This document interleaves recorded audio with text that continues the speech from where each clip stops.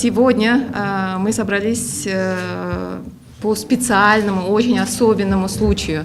К словам Маргариты Чирикбаевой, председателя правления Финкобанк, можно добавить, что повод не только особенный, но еще и приятный. Один из лидеров банковских услуг Кыргызстана отмечает 20-летие работы. Сейчас, подводя итоги, мы можем сказать, что из маленькой команды мы превратились в один из наиболее крупных финансовых институтов страны.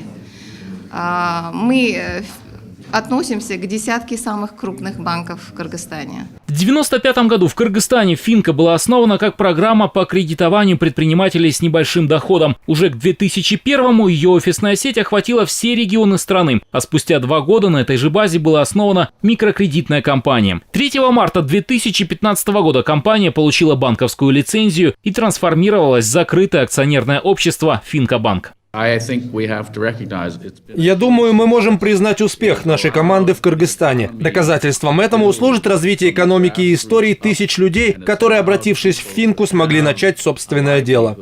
Универсальность, профессионализм, финансовая стабильность и рост – вот основные ценности и слагаемые успеха Финка. Привлечь внимание клиента, заслужить его доверие. На это направлены усилия коллектива. На протяжении 4 лет Финка в Кыргызстане успешно реализует проект по повышению финансовой грамотности населения. За это время было проведено свыше 1000 тренингов, которые посетили более 24 тысяч человек. Инициативы как эта, даже если они не приносят финансовый доход, на самом деле являются платформой для социального роста, и они будут устойчивее и устойчивее. Я думаю, это командная работа, и мы используем этот пример в других местах большой сети Финка.